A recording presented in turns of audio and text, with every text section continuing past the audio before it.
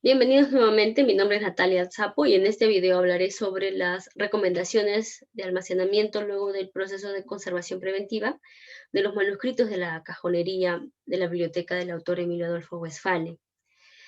Em, en cuanto al almacenamiento adecuado de los bienes documentales, esta forma parte de una labor periódica como parte de la conservación preventiva, dirigida a controlar las causas del deterioro y así detener los mecanismos químicos, físicos o incluso biológicos de alteración que puedan estar atentando o atentan contra la integridad física y testimonial de los documentos. Así, por ejemplo, tenemos los manuscritos, que tienen una naturaleza frágil y pueden presentar deterioros debido al uso y manipulación continua. Por ello, dentro de las recomendaciones para almacenamiento, tenemos dos aspectos importantes que abarcan el almacenamiento. El primero es el medio de protección. Este es un elemento que va a permitir aislar, aunque no de manera hermética, el material documental o bien del medio o el entorno que le rodea. Este evitará que el bien sufra deterioros como friabilidad, aparición de manchas por proceso de descomposición, oxidación, entre otros. Además, este debe contar con la rotulación adecuada que permitirá su identificación rápida en contraste con el inventario de los bienes. Tenemos, por ejemplo, tapas o legajos, llamados así por la agrupación de cierto tipo de tipo documental. Los manuscritos sueltos requieren de una protección y un soporte firme que se proporciona al colocarlo entre dos tapas de cartón cuyo tamaño es mayor al del documento e intercalando una hoja de papel blanco entre tapas y el documento, se puede evitar el contacto directo. Además, se necesita cinta de algodón de 1,5 centímetros de ancho, por lo general, para amarrar ambas tapas. Ese sería el sistema de embalaje en este tipo de medio de protección. También tenemos las unidades de conservación. Hablamos de carpetas. Por lo general están elaboradas de cartulina, libre de ácido, con o sin solapas y lengüetas, de colores claros que permiten visualizar la presencia de insectos o algunas patologías que afecten al documento, y sus dimensiones son un poco mayor que el documento y que se coloca en el interior.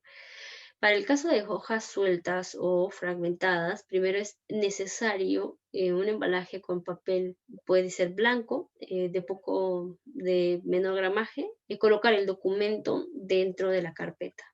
Hablamos de un doble sistema de embalaje. También tenemos otra unidad de conservación común, que es el sobre. Dependiendo del tipo de material usado para su elaboración, puede convertirse en un medio de protección temporal y rápido, o ser una unidad permanente de documentos sensibles a la exposición del ambiente. En caso de manuscritos fragmentados, son protegidos por un papel interior en el interior previo a introducirlo dentro del sobre. Otra unidad es la caja. Es un recipiente o contenedor de otras unidades de conservación, resistente y firme. Suele tener tapa, es de cartón y puede ser un cartón prensado, corrugado o plastificado, y finalmente forrado. Tiene un color dependiendo de las necesidades. El segundo aspecto importante es el mobiliario. El espacio de almacenamiento debe ser un lugar exclusivo para tal fin.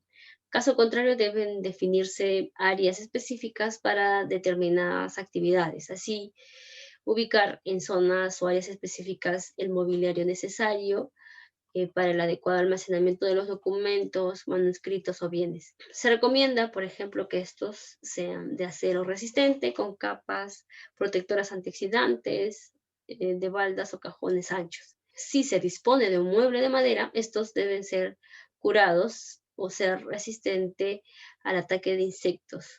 Hablamos de termitas principalmente. Evitar colocar falsos techos o baldas poco firmes. Debe tener una pequeña elevación respecto del suelo, ya que en caso de inundaciones puede verse afectado el material documental que se encuentre de manera cercana al suelo. Se recomienda también el uso de papel o cartulina entre baldas o cajones para evitar el contacto directo con el bien. colocar una numeración que permita la ubicación rápida de las unidades de conservación con la documentación requerida. La altura del mueble no debe superar los 2 metros de alto. La conservación de los bienes documentales no solo involucra llevar a cabo ciertas acciones y medidas en determinados momentos o periodos, sino que este es un conjunto de eventos continuos y periódicos. En cuanto a las acciones en torno al almacenamiento, mencionábamos dos aspectos importantes. El primero era el medio de protección y el segundo, el mobiliario. Pero además de ello, también está ligada otra medida habitual muy importante para la preservación de los bienes.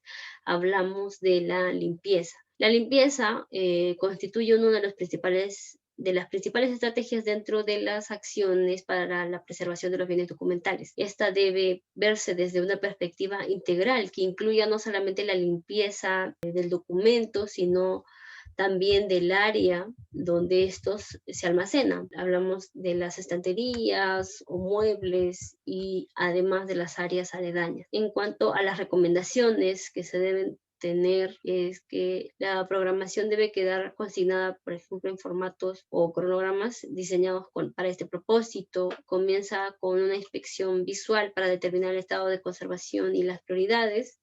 A partir de este resultado, iniciar la limpieza de los documentos más afectados. Se deben incluir el uso de elementos de protección personal adecuados para el personal a cargo o propietarios que realicen dichas acciones. Se debe procurar la realización de la limpieza en seco del ambiente por lo menos una vez al mes. En cuanto al proceso de limpieza documental, siempre se debe realizar en seco, nunca se deben aplicar algún tipo de producto o solvente sobre los documentos. En caso de que el documento requiera un proceso de limpieza en húmedo, en caso sea necesario, este debe realizarse bajo un control de eficiencia de dicho proceso para evitar algún tipo de deterioro del documento y además se debe ser realizado por el personal especializado. Otra recomendación es eliminar material metálico como clips, grapas presente en la unidad. De ser necesario sustituir el material eliminado por clips con recubrimiento plástico. Ubicar las carpetas dentro de las cajas del archivo conservando el orden estrictamente. Estos son algunos aspectos que se deben tener en cuenta de forma rigurosa para emprender acciones periódicas de conservación preventiva, tanto directas como indirectas para el control de contaminantes. Se deben considerar además que todos los métodos y materiales usados durante los tratamientos deben ser documentados y cualquier intervención deberá ser la mínima necesaria y su acción incluso deberá adelantarse al mismo deterioro. Bien, hasta aquí esta parte del video. Muchas gracias por compartir con nosotros acerca del trabajo interdisciplinario que se realiza en Casa de la Literatura Peruana. Gracias.